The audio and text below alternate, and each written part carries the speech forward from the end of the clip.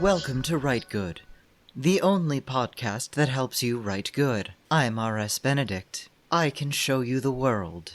Shining, shimmering, splendid. Tell me, writer, now when did you last read a world-building guide? In this episode, returning champions Karlo Yeager Rodriguez and Simon McNeil join us to talk about world building. Thank you for coming on. And we will be battling to the death, right, for the title of World Builder, right, Simon? Sorry? Yeah. Oh, yes, absolutely. Okay. I mean, now that I'm in the United States, I can even access you somehow to do so. Oh, duels are legal here, right? Oh, yeah, totally. Yeah, you're in the Carolinas. I assume you have a gun already. Just call me Old Hickory. They just give you one when you get off the plane. Like when you go to Hawaii, they hand you a lei. Yeah. You go to the Carolinas, they just give you a gun. They drape you with two bandoliers full of bullets. I just went down to the Marine base. I was like, hey, can I have an AK? And they were like, no, but you can have an M16. Right. Whoops. You got to get the right branding, Simon. Yeah. But anyway, thanks for having me back, Raquel. And a pleasure speaking to you again, Simon. Yes, it's wonderful to be invited back again. So thank you, Raquel, and it's great talking to you again, Karlo. Yes. So the reason I decided to do this episode is that there's usually in the sci-fi fantasy writing circle a lot of talk about world building. It's a really popular topic for workshops and seminars, especially for-profit workshops and seminars. Pay us some money and we'll do an online seminar and teach you about world building, and a lot of how-to world building guides. And it's something that many speculative fiction authors are concerned with. If you're going to write a second world fantasy, you need to create this imaginary world to put it in. If you're going to write space opera, you want to create sort of a crazy space world to put your adventures in. It makes sense. Setting is a really, really important part of writing, and when you are writing something speculative that takes place in a world other than our own, you do want to craft a setting that is workable, that's interesting, that's memorable, and that doesn't make people roll their eyes too much going, oh, come on. Right. Yeah, there has to be a certain level of plausibility. The world building is pretty prevalent. It's anytime you write in any type of setting, including so-called realist or mimetic fiction settings, you are world building. Johnny walked up to the door and knocked on it.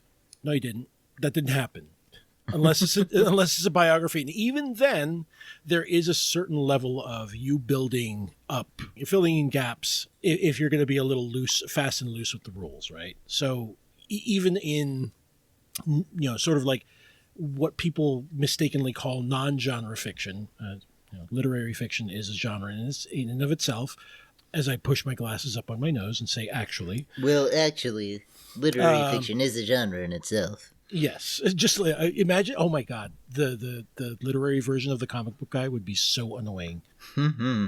I guess what I'm getting at is that it does serve a purpose. It often the issues that I think we will probably discuss, not to jump ahead too much, is where the world building is just concentrated on lore or backstory or like just can't wait to tell you about the secret history that prologues the entire story that you're going to read or something to that effect. Yeah. Rather than being integrated and fully digested into the writing itself and being shown via the constraints characters have working within that world. It's a fan wiki in search of an actual story a lot of the time. It can be. It can be. Like, I think we've all seen this. If you are a fan of looking at things that make you roll your eyes and upset you, which, Karlo, I know you are very guilty of that. You're the king of that in the Rite Gud Discord. Every time Karlo posts a link to something, I steadfastly refuse to click on it because it's always the worst thing I will ever read. But if you're a fan of looking at amateur writing forums or amateur writing discussions, especially for sci-fi and fantasy, so many sci-fi fantasy writing forum posts are about like, oh man, I've spent about 13 years building the world for my fantasy novel.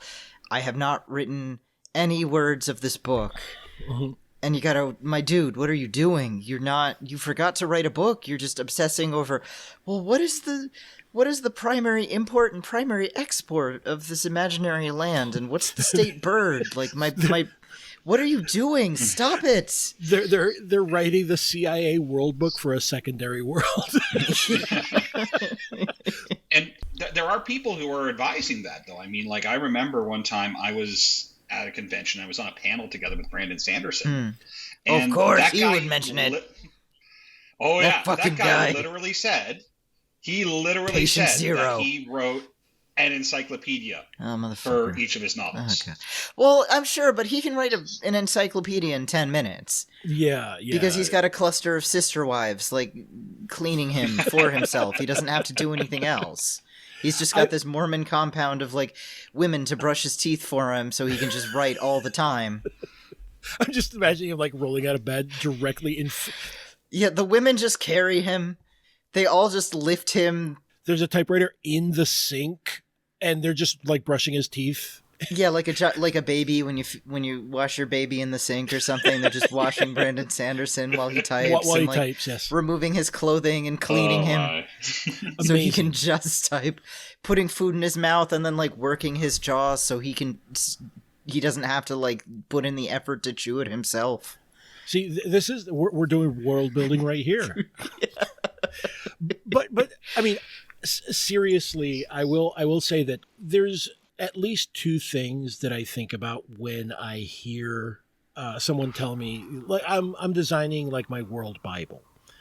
The first one is, you don't need to do that because you're not creating a TV show or a multimedia type of thing, where I feel like that is something that's sort of leaked into, quote, common knowledge of how to write in secondary worlds, is this idea that it's slowly leaked in from, like, Hollywood and reading franchise building. Yeah, like franchise building. And granted, you know, like, I get it. Maybe you in your head are thinking, I'm going to make this into a series. Well, first off, you got to write the first sentence and then the paragraph, pages, books, and all that good stuff, right? I'm pretty sure that when George Lucas made the first Star Wars, he was making shit up as he went along. He was winging it. He was not planning this out. I refuse to believe that he thought any of this through. I'll be incredibly angry if it turns out that was the case. There were some very strange sort of first draft ideas in the original Star Wars. And that's not even counting the fact, I don't remember where I read or heard this, but I believe that essentially his first attempt had the whole arc of the 3 movies or something to that effect was going to lead to the destruction of the Death Star. And they said, no, you don't understand. You can only make 1 movie. So he had to cut out a bunch of stuff and make it just about, you know, A New Hope is what we got. And there was no guarantee that we'd get another movie because no one knew. I think people thought it might be a hit because I believe we touched on it briefly when we were talking about Damnation Alley and the adaptation movie that they made. Essentially, that movie got shafted because I want to say it's Alan Ladd said, we're gonna earmark most of the budget that we were gonna give you guys to this other movie called Star Wars. Oh no! Oh wow! But that shows exactly why. I mean, this is sort of like a roundabout way of getting to the point that I was going to make, which is it shows why like in a movie sense or in a TV sense or even in video games, where you have to make sure that you're allocating resources correctly to make something, to get something made, you need to have that initial document that gets a variety of different writers across the project on the same page about what exactly, what are we working on? What does this look like? What does this mean? That type of thing. You, as an individual author, don't have to worry about any of that. Free yourself of that idea because it is limiting. Yeah. And be real, it's very unlikely your book is going to get to be a franchise. It's very unlikely. Like, come on.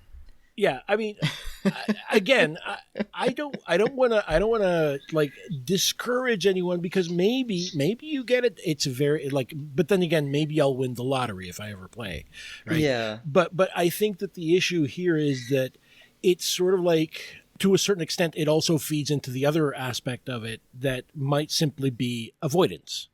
Like, this is avoidant behavior. We all know this as writers. Every writer has avoidant behavior. No, what? I could write the next page or revise the next chapter of whatever I just finished writing, or, wow, the grout in the bathtub really needs working on right now. Yeah. And I look at all the Wikipedia edits that I've got logged for the last week, and the writing that I'm supposed to finish before the end of the week, and I just kind of give my own self a side eye just about now. Yeah, I mean, that's what I'm getting at. I think everyone suffers from that. Because even people who have published will experience avoidant behavior. Generally, when you think to yourself and you scold yourself by, "Oh, stop procrastinating," that's because you know that you're doing something and you just can't seem to get out of it.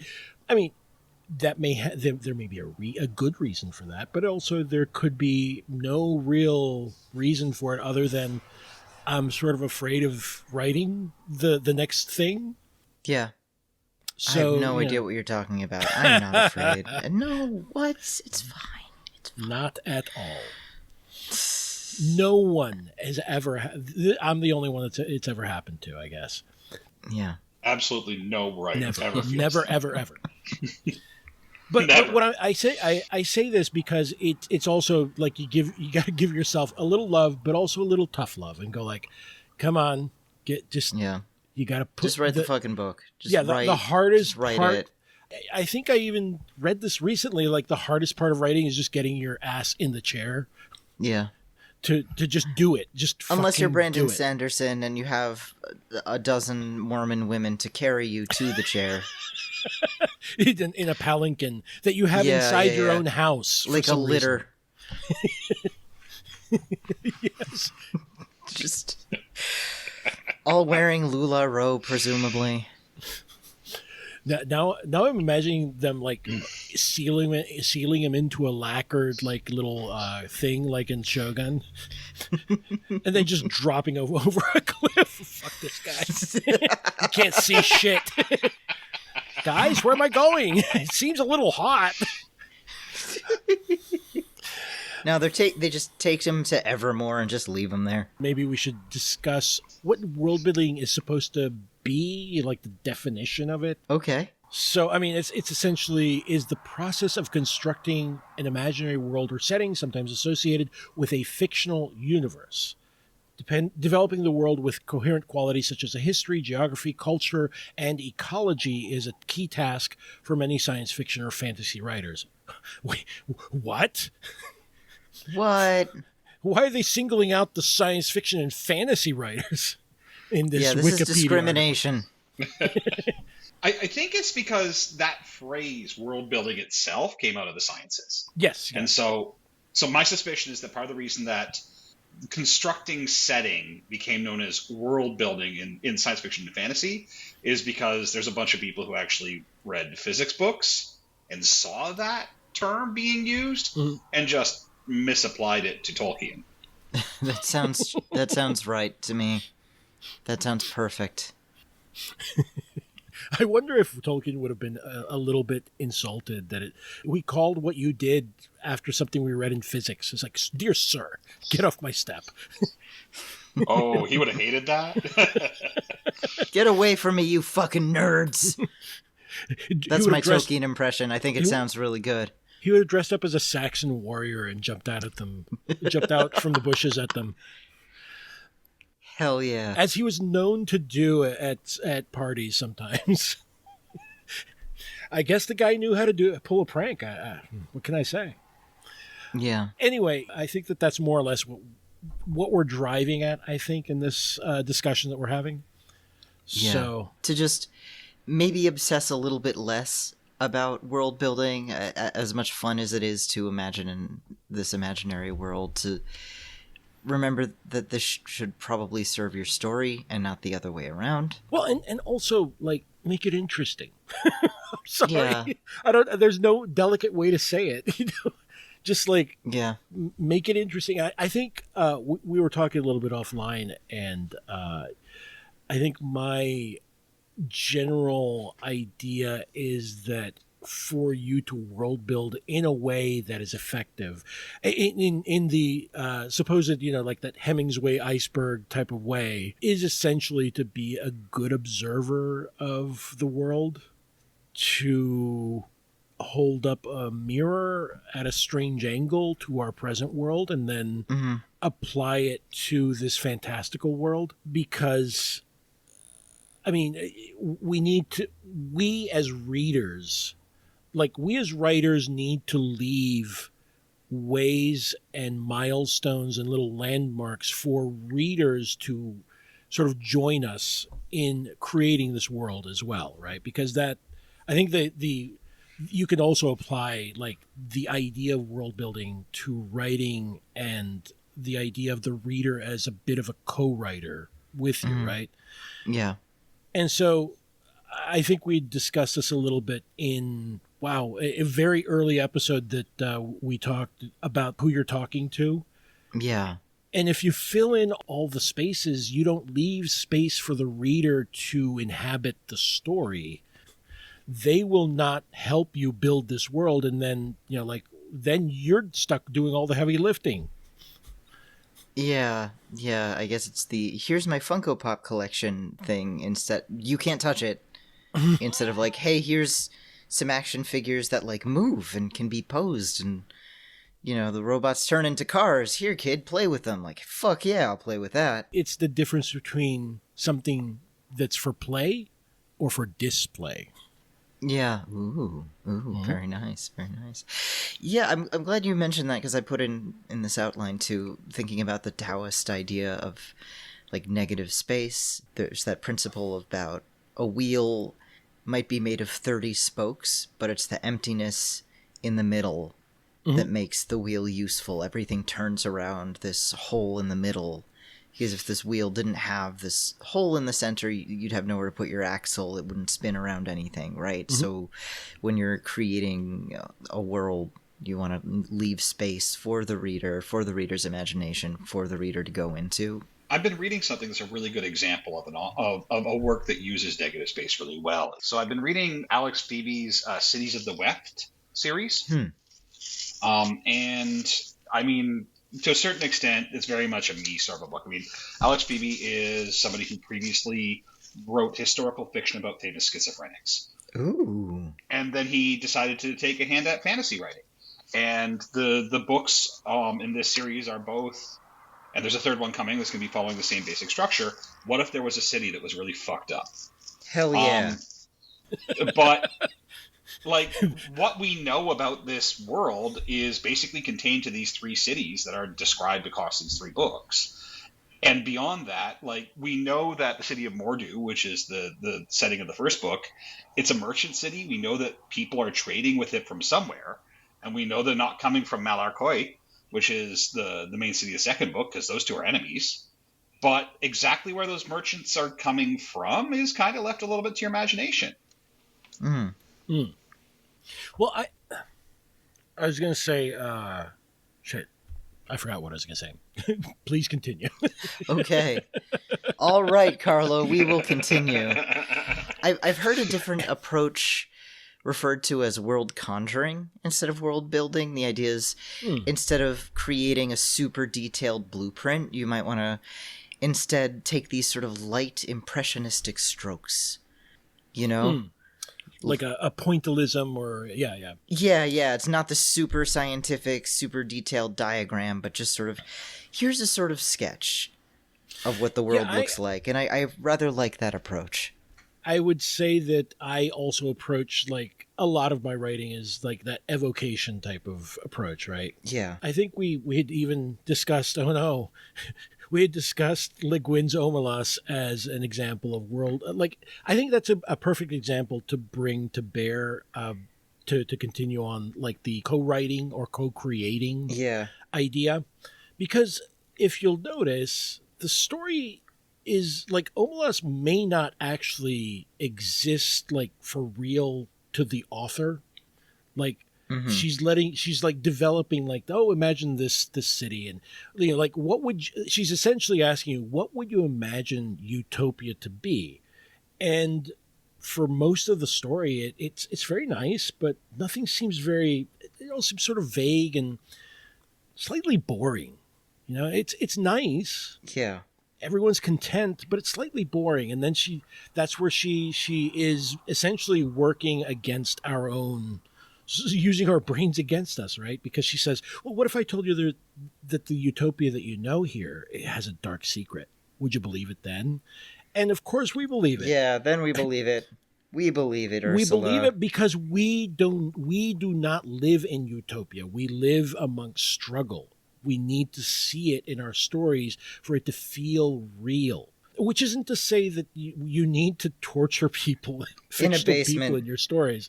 Yeah, you don't need to do any of that, but you need to sort of put some of the struggles that we recognize in our world into these fictional ones for us to see that complexity, right? And granted, that is sort of like, maybe that's to our detriment. I don't know, but it is something that we react to, we respond to. It resonates with us. Let's put it that way. Right. I mean, and in fiction, it's not simply using your imagination. It's making you feel something. That's what makes you remember a fucking place. In a fictional place, it's if it made you feel something. Yeah. I kind of want to get to Tolkien a little bit here for just a second on the idea of making you feel something. Because when you look at what Tolkien was saying in On Fairy Stories, which is where a lot of the nuts and bolts of world building comes from, ultimately, he wanted you to feel a sense of truth. And the reason he was putting so much detail into his worlds was so that it wouldn't all fit on the page, and you get this sense of the story happening somewhere that was bigger than the story itself. And it would overwhelm you to the point where it would actually feel true. And it wasn't like, he was really clear in that. He wasn't going after some sort of Joseph Campbell style scientific approach to mythology or anything like that. He just wanted you to feel like you were living in a created space so that you could approach something like a religious truth. Yeah. I think it's worth noting to J.R.R. Tolkien's history. He was a linguist at, I think, was it Oxford or something like that? He was a linguist. He studied very, very old literature. So a lot of the way he approached creating the Lord of the Rings trilogy and this world of Middle-earth, well, I'm guessing he's recreating a lot of what it was like for him to read these old stories, these old Icelandic sagas, because he is reading about a world that no longer exists and is alien to him, and it is bigger than whatever the saga is that he's reading. There are going to be these references to events that, Icelandic people in the year 608 would recognize, but that he would not know anything about. Yeah, I think that there's also, to perhaps expand upon what Simon was talking about, it reminds me of something I read from Rudy Rucker, who was talking about like gnarl, like this idea of,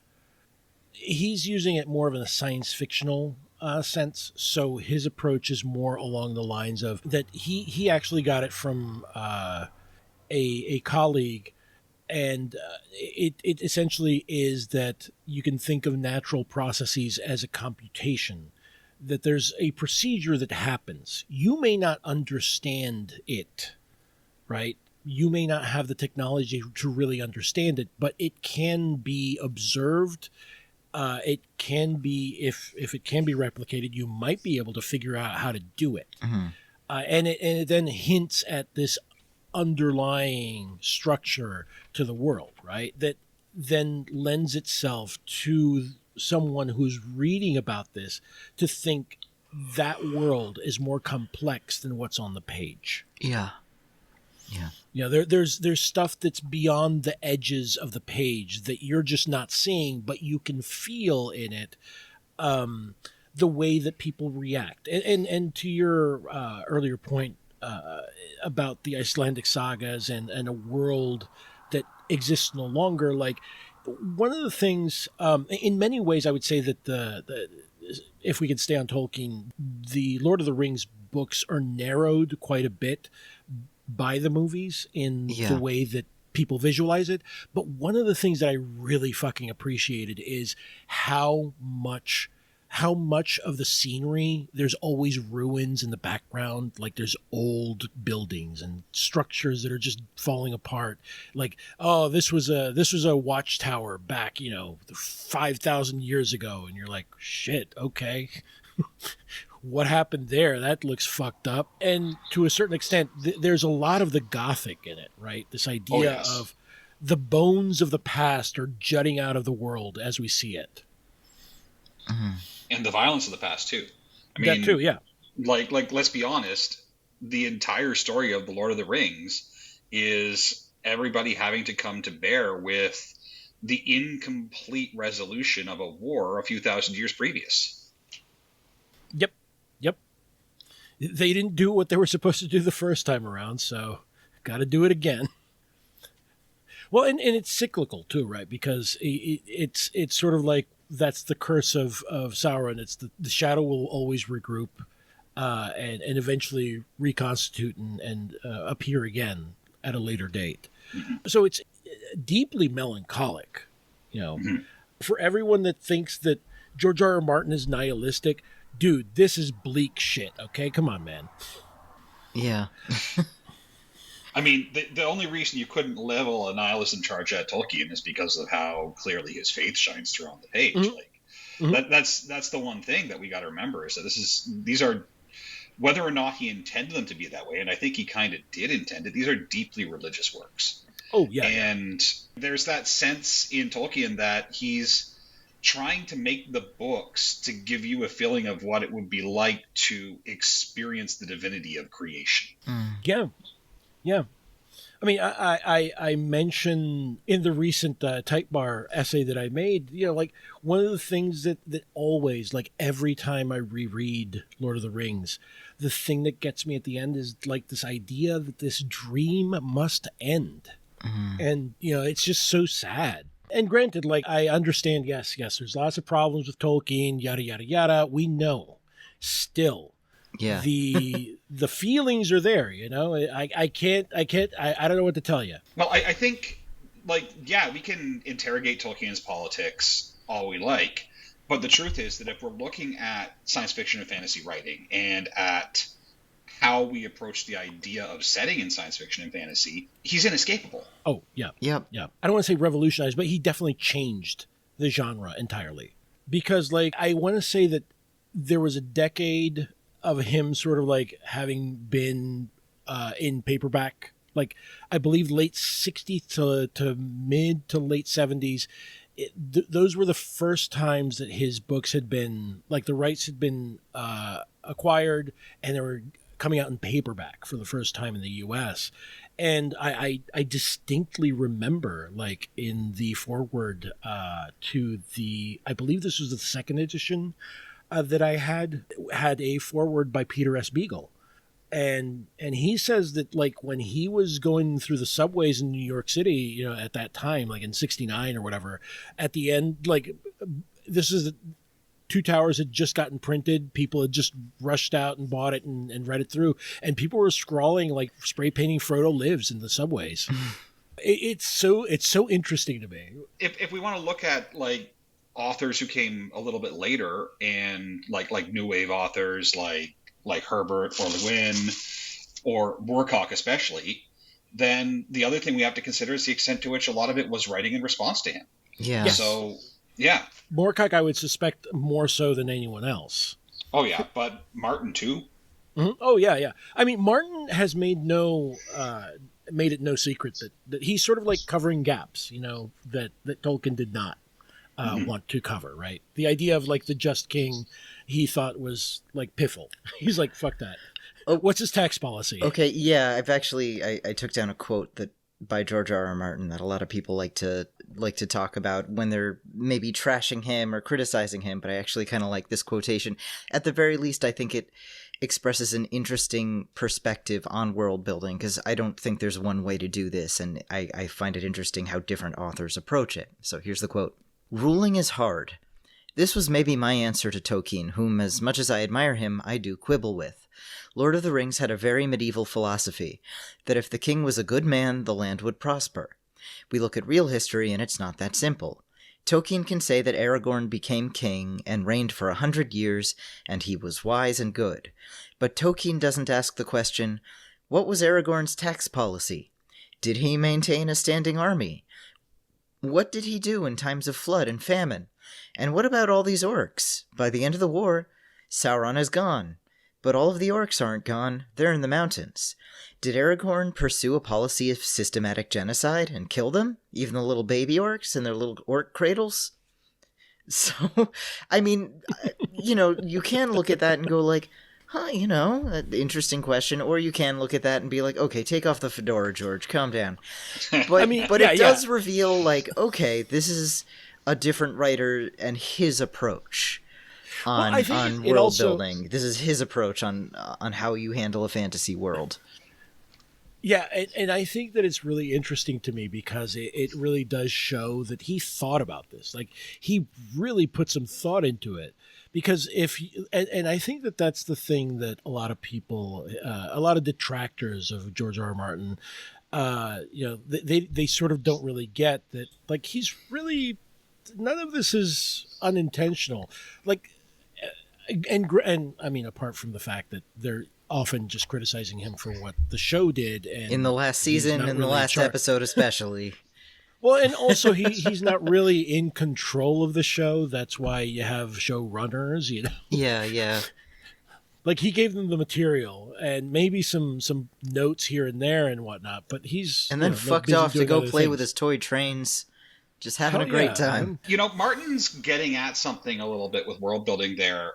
Once you dig past the kind of the edgy presentation and the questions of work genocide, he's getting at something kind of important with the idea that when you're building a world, you're essentially setting out a set of problems. And you're going to be necessarily constrained in which problems you can explore with any given piece of world building. Like, a lot of the early world building, like I alluded to this earlier with the idea of world building as being a scientific process.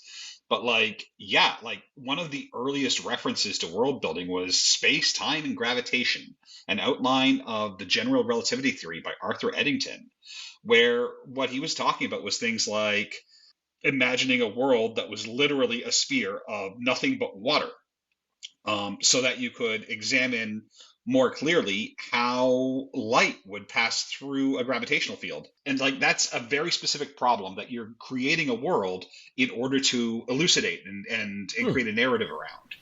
So I think that there's this bit of this tension in world building between trying to make this big, vast, lived-in space on one hand, and on the other hand, you've got a theme you're going after. You've got a problem you're trying to explore, and how you construct your world is necessarily going to be informing how you explore that problem. I think I agree with that fully.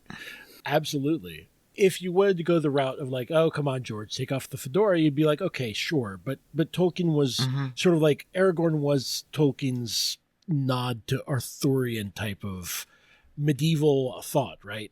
This idea that you don't really need to know about it. That's the end of the story, more or less, or the end of Aragorn's story, not the end of the story. But, that's it. And then the hobbits go fuck off back to live their lives, supposedly go back to normal, but twist.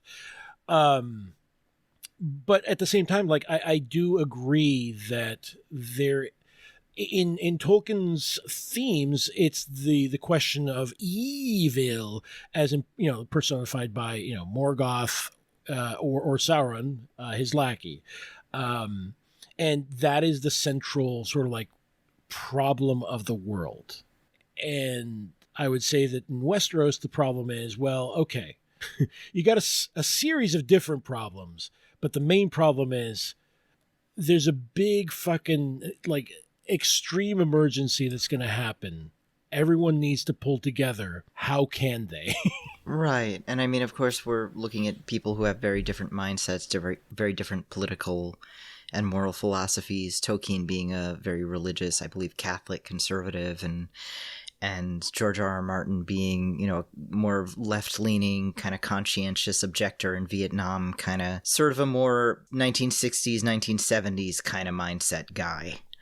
So he's going to have a very different attitude toward power and a very different attitude toward the idea of someone being all good and the idea of a king. Like, obviously Tolkien, I don't think he intended The Lord of the Rings as like a literal, here's what the world should be, but it is revealing more of a different attitude toward power than what George R. R. Martin has. Yeah, like Tolkien's basically a modernist author, and Martin is absolutely a postmodernist author. Yeah, I agree. One of the things that's interesting about Martin is that he totally does construct a believable world where you do actually sort of believe that, like the White Walkers are gonna just like kill everyone because political expediency is more important in the moment than setting aside, power struggles to sort of pull together, right? It's going to happen for a long time. There's also the question of like, okay, so you had a rebellion.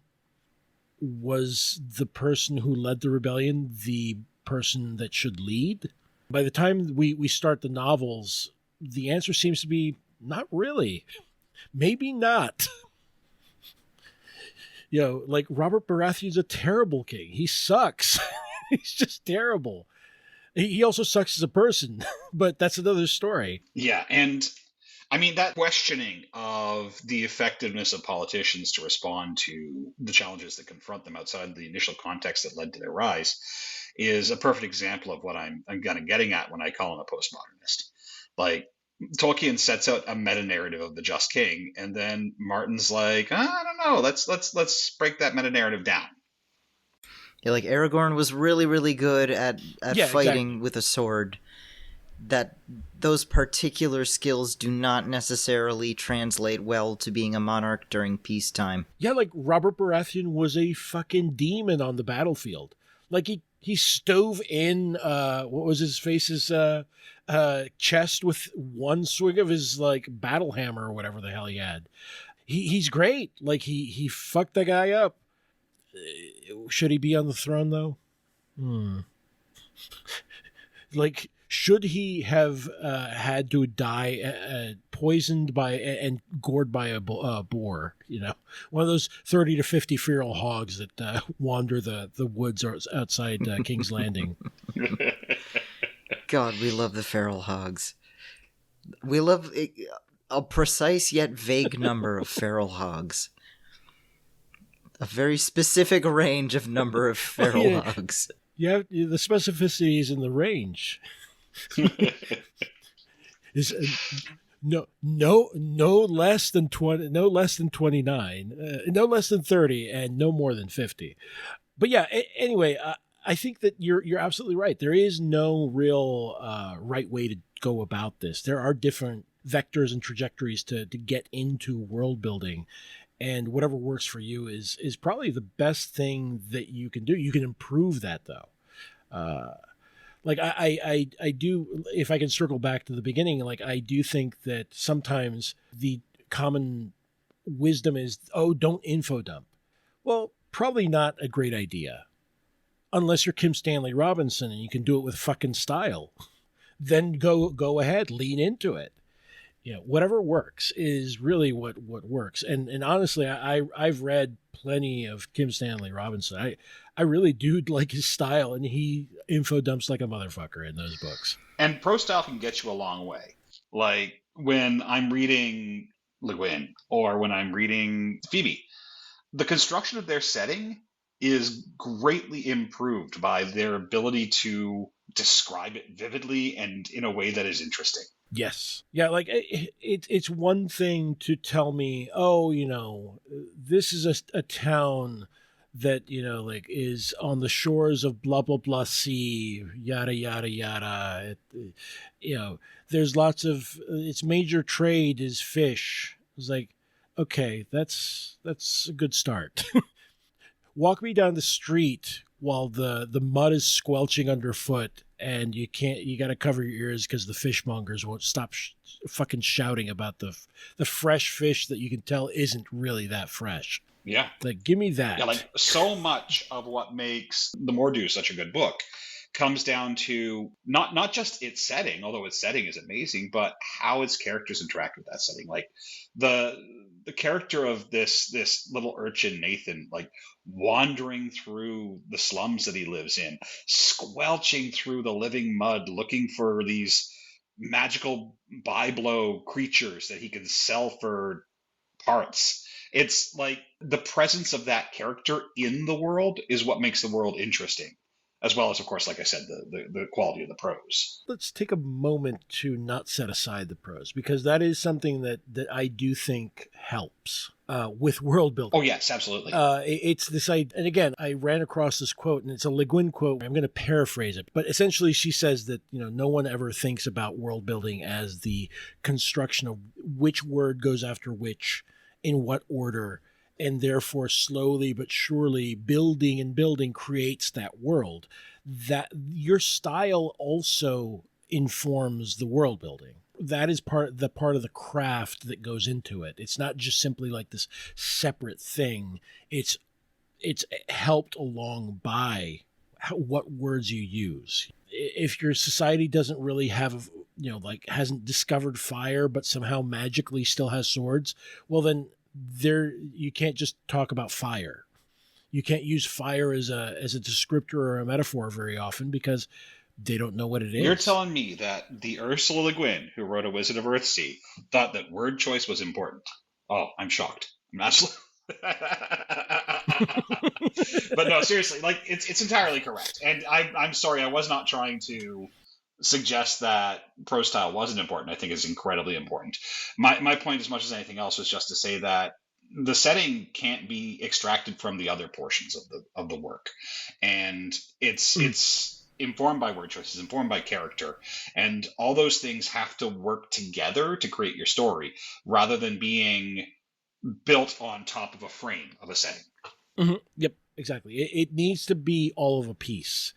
Otherwise, the seams start to show. And that those seams showing really sort of boot you out of that immersiveness that you're looking for when you are talking about world building.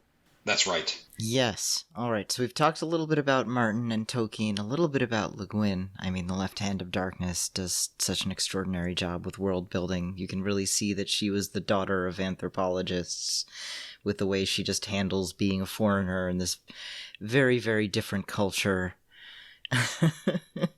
And I love how much she really considered, like, I have issues because a heck of a whole lot of queer authors will write a very medieval fantasy setting, except everyone is queer or whatever, and Ursula Le Guin's noticing, okay, the way our society is, the way it's structured, the way it is very heavily based on, first of all, a sense of a gender binary and also like a gender hierarchy. There's a division of labor in every facet, like economic, domestic, social, emotional. Yeah, I'm using the term emotional labor. And it's gendered.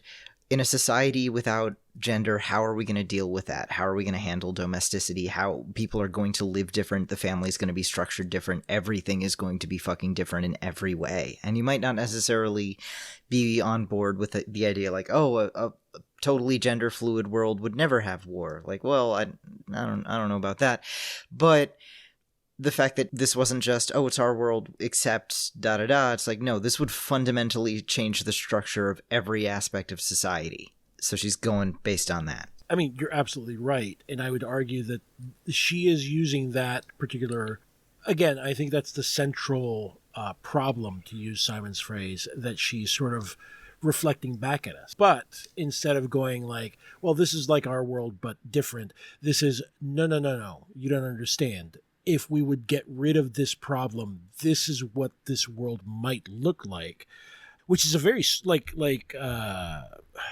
I always forget the names of the characters, but like the two main countries on the planet are very different from each other. You know, like one's a monarchy, the other one seems to be somewhat of a weirdly like a parliamentary socialism or something. I don't even know. Yeah, it's a little bit Soviet in some ways or something. I don't know what's going on. Something Soviet about it, yeah, for sure. But also, like, even like you said, like the relationships and how people come together and, you know, reproduce and all that good stuff, and how they divide the labor of reproduction is very different from how we do it here.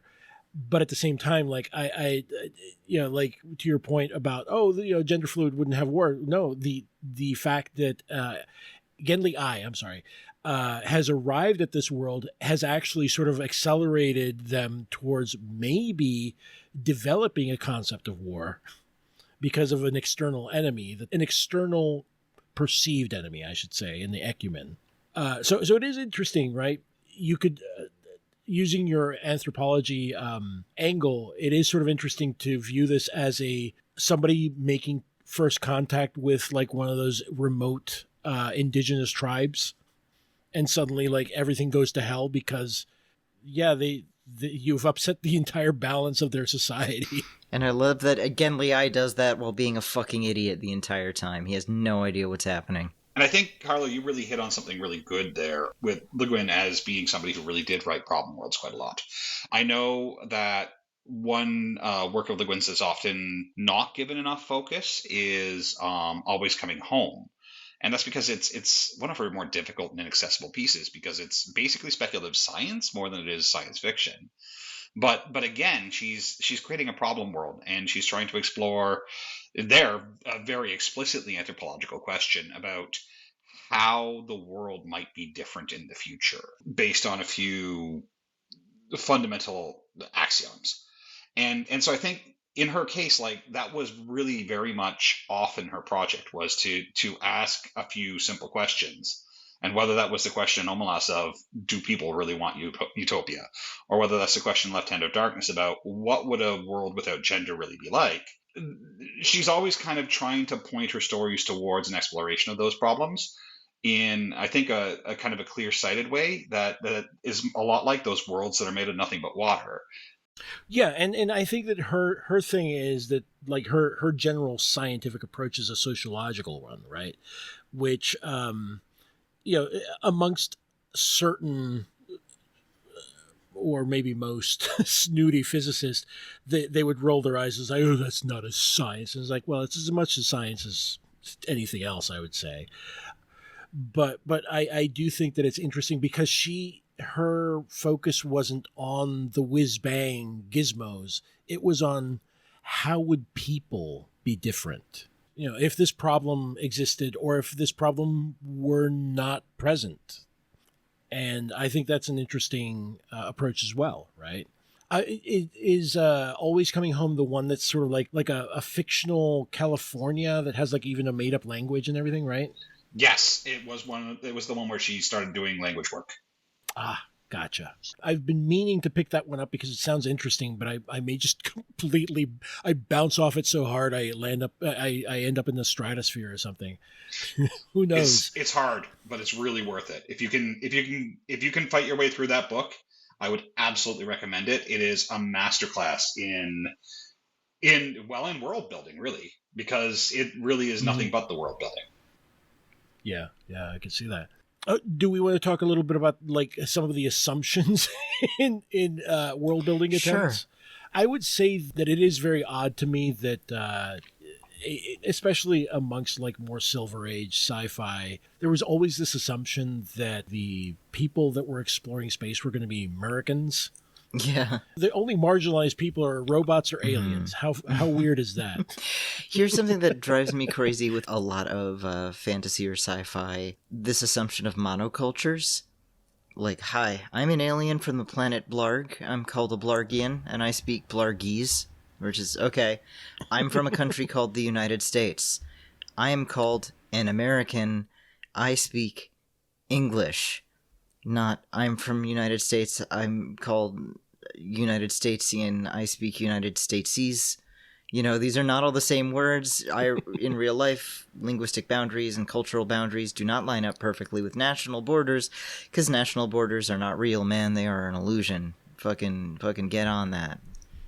yeah, it's not real. Well, I think that this sort of intersects a little bit with like the imperialism of the U.S. in general, and how often sci-fi, I mean, whether it intends to be or not, can be a type of soft power. Like it's exporting culture and creating a bit of a monoculture in and of itself, right? It's very strange to me. Right, the Enterprise is the SS Enterprise, it's not the HMS Enterprise. Yeah. I mean, it's a utopian future. England no longer exists, so that's good. Well, it sadly it fell to the Irish unification. Hell yeah! That's this year. This year. This year it's happening. Get on it, Ireland. Oh, they already toppled the Queen. Charles is not long for this world. He's going down. Look, he can't do anything with those sausage fingers. I'm sorry. He can't even gesture to his troops in the right direction. They'll get confused. It's like, wait, is he pointing backwards or forward? Where's the finger's too wide? I don't even know where that's pointing towards. But yeah, like I think that there is like this weird assumption, and it's slowly coming around. I think that you still get the odd story where there aren't any Latinos, but there's robots for some reason, But I think it's coming around slightly. I don't know. Fucking even Heinlein had like more diverse future guys. Heinlein, who could be very reactionary. Fucking Rico. The dude is named Rico. Rico's isn't he Filipino living in Buenos Aires or something? Like, credit for that. Most writers weren't doing that in the 60s.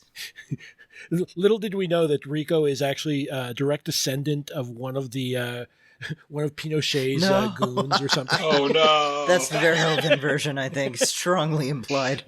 No, my bad. That would be in Chile, but close. I forget the Argentinian guy. God. Anyway, 3 Days of the Condor, Heinlein style, baby. But yeah, like I think that that is something that still is around. I think if we can go back to Dune real quickly. Hell yeah, Dune. I do think that to Speaking a certain extent, of world building, fucking Dune. Yeah, Lawrence of Arabia in space with more cocaine. I'm on board. Hell yeah. Oh yeah. Well, not to mention just the weird dichotomy of the past existing in this far future, like landed gentry and aristocrats in space, who are all like fucking strung out on a spice, which might be spices. Like in the medieval spice trade, or it could be oil, more or less what I think Herbert was sort of like trying to evoke with the spice melange. And that they're still solving these giant political differences by two guys attacking each other with pointed objects. Yes. Two dudes have a knife fight. That was the solution to scaling back full on nuclear war. Yeah, of course. That's right.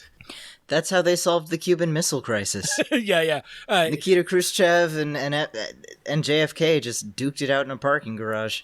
Little do they know, it's secret. Nikita Khrushchev could have thrown all his shoes at him, but that hairdo would have repelled everything, man. Yeah. Dune is a great example of like a quote monoculture in the sense that it's one planet, one ecology. And granted, it's used for essentially just to simplify things and just make a point. I think Herbert does a good job of just leaning into it and just not really trying to hem and haw about it. It's like, fuck it. They've been terraforming it. They've been using the sandworms to terraform the rest of the planet. Fuck you. Dune does commit so many sins of like world building where it's just, okay, this fantasy race is very obviously a stand-in for an ethnic stereotype. This is just that is just this. But it's so fucking weird that it kind of rules and I forgive it anyway, just because of how bonkers the whole fucking thing is.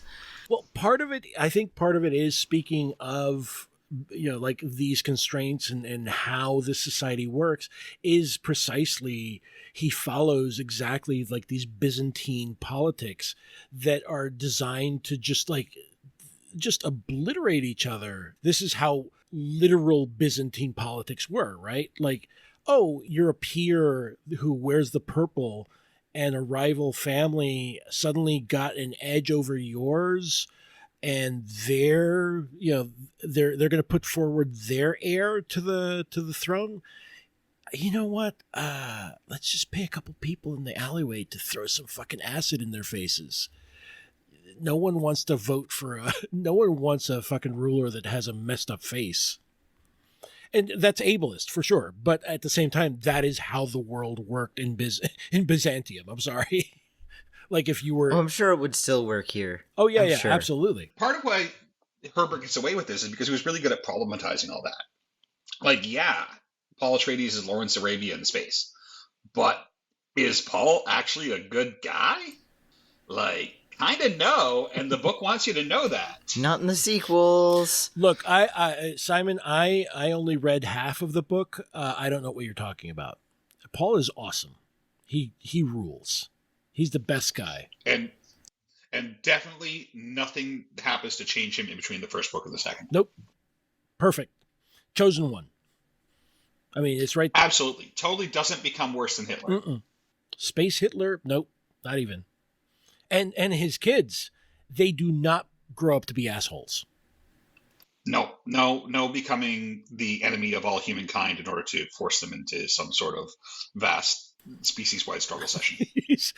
He becomes like Worm Satan. Worm Lucifer. He asks his girlfriend, would you still love me if I was a little worm? What if I was a big worm? What if I was a really big worm? Sure, Paul, I believe you. I don't believe your answer. I'm going to test you. Yep, just throws him off a bridge. He's like, nope. But yeah, like I think that to your previous point, Simon, Herbert does also get away with it because his main problem is politics. Don't trust them. Politicians that are charismatic, do not fucking trust them. Trust me. Yeah, Herbert was an odd guy politically because, yeah, he was Joseph McCartney's cousin. He was a Republican speechwriter, but then Watergate happened, and he was like, I don't want anything more to do with these fuckers. And he disliked charismatic leaders, but he also hated bureaucracy. He was basically almost entirely anti-governmental. I mean, yeah. We were joking offline that anarchist or libertarian, and I think my answer was like, yeah, he might go anarchist, but honestly, I feel like he'd just end up libertarian. It's just too easy, especially in the U.S. Yeah, he probably would have. He kind of was heading down that path. Yeah, not to psychologize someone who is long dead, but that's my take, at least. Do we want to talk a little bit more about Dune, or? I mean, I could always talk more about Dune. I mean, we could look at it from the perspective of being a book about ecology and about how ecology as an open system then becomes simultaneously political and also the place in which you live. Mm-hmm. Like, Arrakis is very much a political object, but it's also somewhere where people need to drink water and eat food. Yeah, and they also just so happen to produce one of the most important substances in the known universe, which is the spice melange. I think you had referred to this as a labor issue, which it absolutely is. And the minute it becomes a labor issue and there's questions of, like, how do you sustain the people who actually work, sort of processing melange, and also, like, where does melange come from? Because that is something that we find out later. I forget if it's in the appendices of the original Dune book or if it's later, but essentially melange is created, if I remember correctly, when a sandworm encounters water, like a sufficient water for it to react. And generally what happens is that they're so hydrophobic that they explode, and that explosion causes spice. So a lot of that actually is explained right in the novel during the bit where Liet Kynes is, like, left out in the desert to die. True, okay. And he's kind of going through his attempt to come to terms with the fact that the planet's going to kill him by, like, intellectualizing it all, which it gets back to that idea that part of what makes world building work is when you tie all the things together, from the problem you're trying to solve thematically, the way your prose is working, the setting, and the characters who are in that setting. Absolutely, yeah, yeah.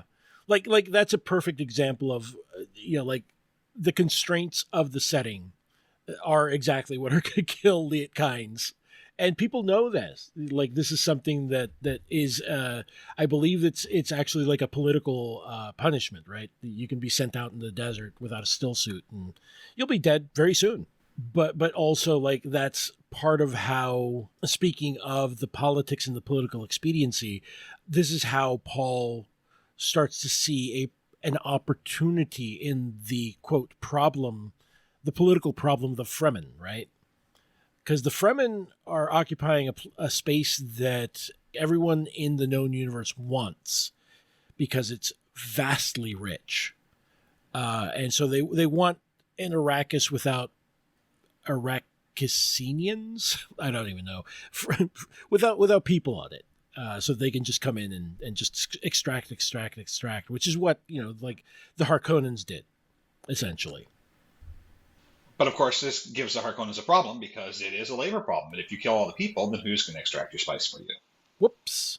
This is a great example of Herbert knowing exactly how that problem pans out, right?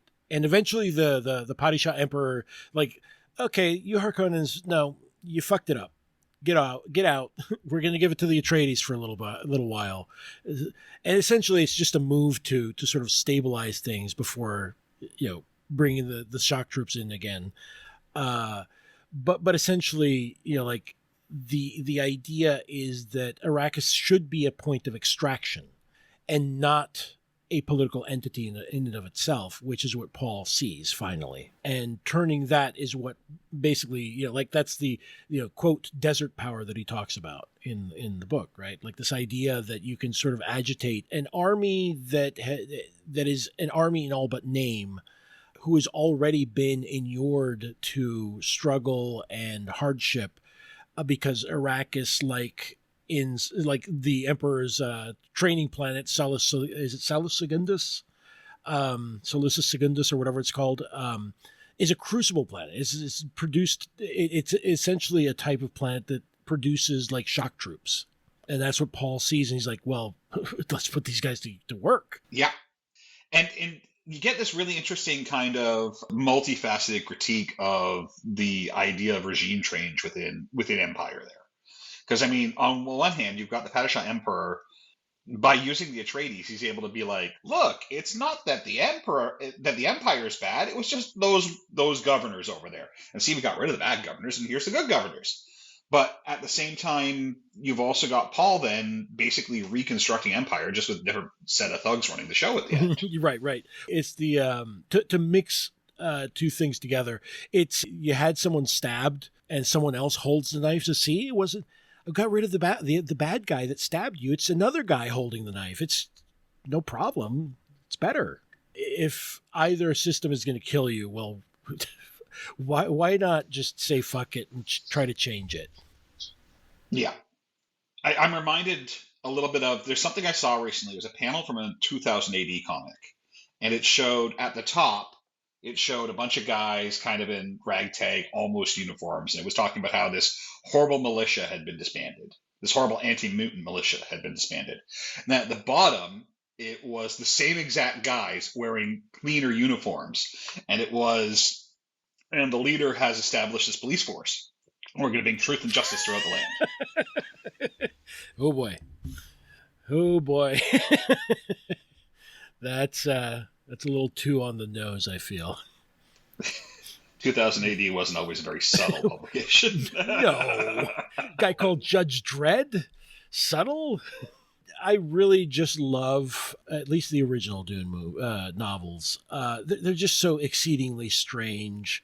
And like I said, I think that the dialectic of past versus future is just so well sort of captured there. Let me put it to you this way. I still find it sort of nutty that in like Star Wars, you have princesses and like emperors and whatnot. But here it makes sense. It's weird. It's like a feudal monarchy, but it has a corporation.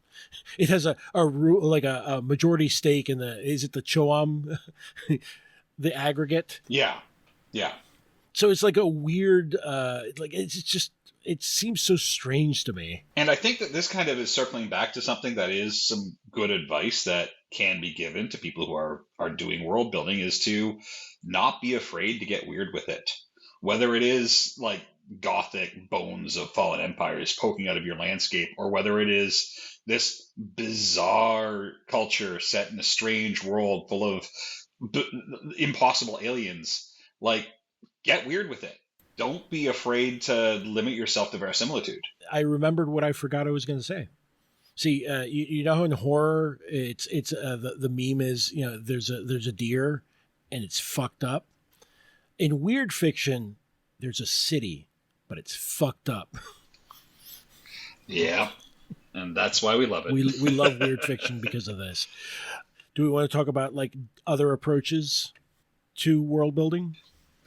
I mean, we could. Sure. I know that Raquel had some really cool books that she was looking at. Oh, I forgot. We should probably mention Piers Anthony, which is like you have to mention Piers Anthony, aka the Florida Man, by choice. That's by incredible. Choice. He said, "Fuck you, England. I'm going to a more fucked up place, Florida." Friendship ended with England. Yeah, I love, like, speaking of, like, look, I'm never going to credit Piers Anthony with being a fantastic prose stylist. I was pretty sure he was writing Drek when I was like 14, but it was like, who cares? You're more or less. I think it also speaks to, those are deeply, deeply problematic books. They have not aged. They have not aged in any way, shape, or form well. Not great ideas about women. Oh no, Some no. Not great ideas about women in those books. Oh no. But I will say that he sort of knew that he was writing silly shit. So why bother making this complicated map? It's Florida. It's magical Florida. And sometimes it overlaps with real Florida. Yeah, I know you pointed out that the map of his fantasy kingdom is literally just Florida rotated 90 degrees. Not even 90 degrees. No, it's just Florida. It's just a different name. Seriously, it is just Florida. It is Florida. And I shit you not, it is canon. It is canon that it will be in superposition with real Florida every once in a while. That is a plot in I believe it's book 5, which is called. Most of his novels' names are very are puns. So I believe book 5 was Centaur Isle. Yes, I know. I thought this was high humor when I was 15, Raquel. I'm sorry.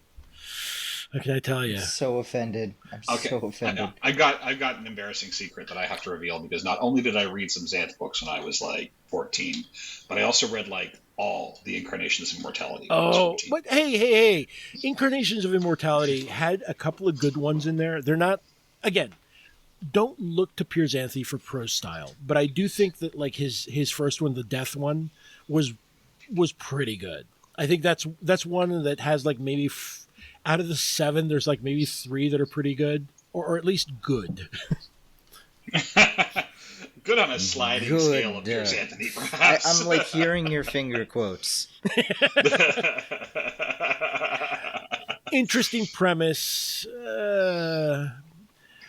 But I do think that, to your point, the Incarnations of Immortality does have like inbuilt problems in the sense. I'm not talking about like the weird, like Piers Anthony just loved including like weird like mind teasers, like scenarios in his books as part of like a challenge, or like I found it sort of endearing in a way that he was trying to include like something where you needed to think, that it wasn't just like you could just like punch someone or fight and complete the challenge or whatever. But at the same time, like the problem is, okay, so can you get rid of death? Can you get rid of, like the incarnations of immortality were like 7 different things that like made the world work or whatever, like avatars of like abstract concepts like death and nature, right, time, war, that type of thing. And as you can see, right off the bat, you have like a problem built in that the characters then need to do something. Like war needs to actually not create war. And so on. Go ahead. That one was actually my favorite of the series. Interesting. I'm not going to lie. Wielding a red sword. Okay. When I was 14, that's the one that really clicked with me, because I thought it was fascinating to be raising this problem of what do you do with a protagonist who, if the world is ever without war completely, will fucking die. Mm-hmm. Yeah. And coming to the realization that what he's looking for is actually to find some sort of balance or fairness within it, rather than an abolition of it. Which, I mean, there's some politics there that, as a more mature reader, I can interrogate pretty heavily. But as a 14-year-old, it was a fascinating problem to explore. Yeah. Well, I mean, the time one where he actually he ages backwards. So, the avatar of time eventually ages backwards until he's a baby. If he's like he's supposed to actually hand off like his little artifact to somebody else so that they can be the avatar before he becomes a full baby. Otherwise, he just can't do it. He's a baby. Yeah. I think you're hearing Miss Henny the cat, which signals actually we've been recording for an hour and 20 minutes, and I love this topic, but I think we need to wrap it up because my cats are going to eat me alive because it's time for their treats and they're getting upset. But before we go, guys, is there anything you'd like to plug? And yes, I really am ending this episode because my cats are getting upset. No, I mean... it is beyond the time to feed them. The cats will eat you. They just choose not to. They're getting antsy. All right. Well, I mean, I would argue that I do have speaking of world building, I tried my hand at this, and I do have what is as the shore to the tides, so blood calls to blood, and I wrote another thing in that same setting that hopefully, knocking on wood, will get picked up somewhere. But nice. But yeah, like we could probably include the link to the itch.io page, or just directly to the Beneath Ceaseless Skies page. It doesn't really matter. And see how I tried my hand at it and what the problem in my world is. Mm-hmm. Well, I had a little essay that I put into Type Bar magazine that apparently a lot of people found really interesting to talk about. Yeah. There was no controversy. Oh, absolutely none. None. Everybody loved it. Yes. And there was absolutely no complaints whatsoever. No one was mad. But honestly, Type Bar magazine is just really great. I really enjoyed working with them. I hope to do so again in the future, and I would suggest people check them out. Yes. All right, well, thank you guys for coming on the show, and thank you all for listening. If you like what you heard, please head to patreon.com/Rite Gud and subscribe. Until next time, keep writing good. This has been Rite Gud with R.S. Benedict. It was hosted by R.S. Benedict and produced by Matt Keeley for KS Media LLC. Theme song by OK Glass. For comments and concerns, please write to us at ritegud@kittysneezes.com. That's RITEGUD@kittysneezes.com. If you'd like to support us, please visit our Patreon at patreon.com/ritegud. This has been a Kitty Sneezes production. kittysneezes.com in color.